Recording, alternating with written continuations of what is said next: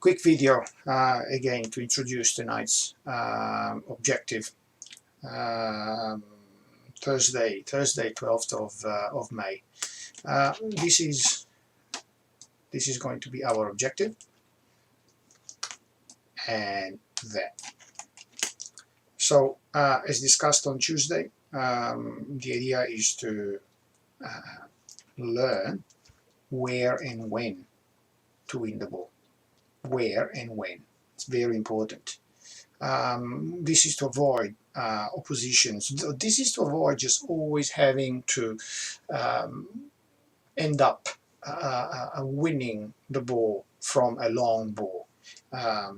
It's my opinion that you'll enjoy football a lot more if the ball is played on the ground. Hence, we need to try and invite an opposition like Geelong to play the ball on the park, and I've also been told that they actually tried it.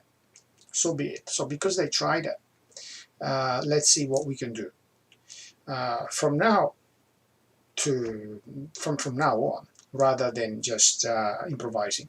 So this is our formation with a 4-1-4-1, and this is Geelong, provided they play with two holding midfielders. Soon we'll quickly look at what happens with one holding midfielder. So if the ball is played by the goalkeeper to the three inside the penalty box, and we might even have the two fullbacks higher, doesn't really matter, as long as we are set up in such a manner that we allow them about 20-25 meters to think that they can actually play the ball on the ground. We got to be very tight in the middle. So basically, we should be almost within these blocks. And the number 9 really dropping. This is to also invite them to go wide. So as soon as the three, in this case, one of the two central defenders receive the ball, we immediately need to do the following. The number 9, and this is going to be one of the most important players when it comes to that, it's really demanding, needs to slot in and follow. So it's going to be peeling off on almost a semicircle. He's going to forget about the 8 and the 9, sorry, the 8 and the 6. He's going to go and position himself in such a manner that he's actually chasing the player from behind. Let him take the ball up, but put him in a hurry.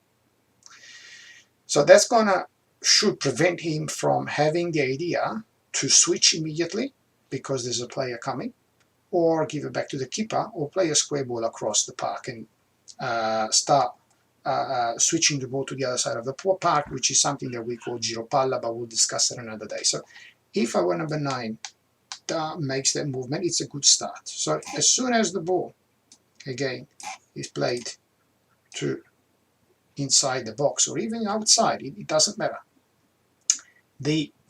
That's the cue for our number 9 on a semicircle to go and attack the ball, trying to cover passing lanes that are that and that to the keeper.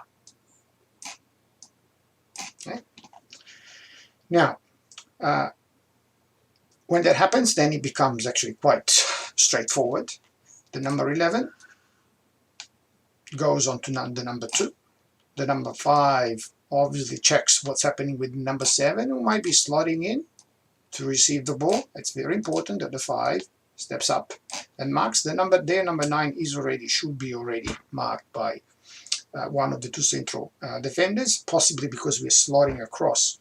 It should be the one on the right, but you don't know. And then immediately, obviously, the 8 goes on the 6. You'll have the 10 marking and checking that the 8 cannot receive the ball from a possible switch. Same thing with the 6 goes on to the 10 and so on. Then this player, very important, on the opposite side. So this is the strong side of the pitch, this is the weak side of the pitch. Very important. Then he doesn't just go and mark, he slots himself into a position where he could intercept a possible switch from the 5 sorry, from the ball carrier to the opposite side of the park, that might be aiming for the number 11, 5, or number 4. So this player, who actually ends up being on the weak side of the park, is critical, his behavior, because he's actually checking the whole of this area. But because of the trajectory of the ball and the time it takes for this player to take his first touch, he will have time to understand where and what he's aiming at. Mind you, there's also the number 2 that will obviously provide support. But I would prefer the right back in this case not to be challenged. So this is what happens, and then obviously this player will then play the ball, and if you have a look, if everyone do their job, there is not a reason why we can't win the ball back. What could happen is that the 9, but I don't think they're going to do that. I think they're going to push him there.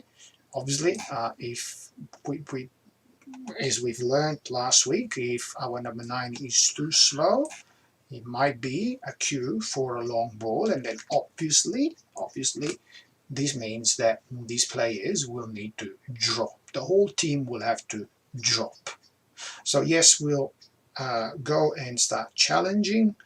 Well, we'll go and mark players as in this picture, but should the number 3 decide to go long straight away, well, that means that we are all dropping, and in particular we are not going to allow, as discussed, the number 9 to be in between, but we need to make sure that it's a little bit of a trick from the 2 central defenders to make sure that there is a block on the player and that we are obviously not challenged on the same line.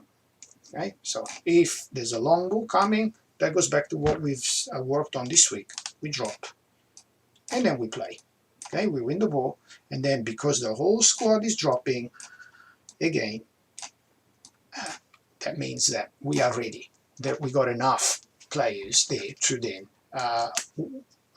win the second ball that might be rebounded by the number 3, the number 4. Obviously, if the ball goes long, the goalkeeper comes out and clears it. So now let's have a look at what happens if Geelong decides to play with 1-6. I will always show you on the right hand side, but we could let's see what happens on the left. But remember, it's a mirror image. I don't have to explain that to you, it's the same. So the goalkeeper decides to play the ball here to the number 4. Or it could very well be that these players sit here. It doesn't really matter. Let's say they receive it just on the edge, on the edge of the penalty box. We have given them time to receive the ball. Okay, so ball is here. We are a bit late. Straight away, again, the number 9 intercepts. Is pushed out, and again, we want to cut the passing lane back to the keeper, and you will see in a minute, obviously, to the opposite central back here, like that. The same as before, but straight away our winger goes on the 5, and then automatically then we need to rearrange these. The 8 could be the 8 goes on to the 6, and our 6 works on the 10. So he take care of the central midfielders, becomes a 3v3, and at the same time the 5 will not receive the ball. Same thing as before. We slide across, obviously the 9 forward position will probably try to go into this position. This is where we need to be good, make sure that we are ready. Again, the number 11 will have to be smart. Opposite winger is taking care of all this area. If the player somehow can carry the ball out, our number 9 is slow and is able to switch, then obviously from the strong side to the weak side, we've got our 11 that can cut in, and also our left back. So this is not rocket science. This is what I've been taught many years ago. I've been doing this for many years. This is how you apply a medium block.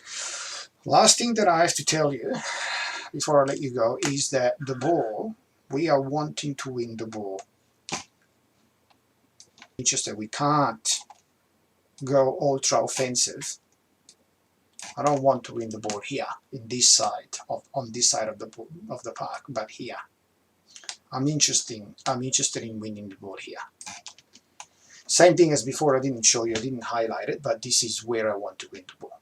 I'm not asking the number 9 to go and win the ball. I'm asking the number 9 to just put the ball carrier under pressure, nothing else, and prevent, as I've seen you before, cut the passing lane. That will force, again, a long ball, but a long ball that is a lot more controllable in a way that will not have any point of reference, will not have easy targets.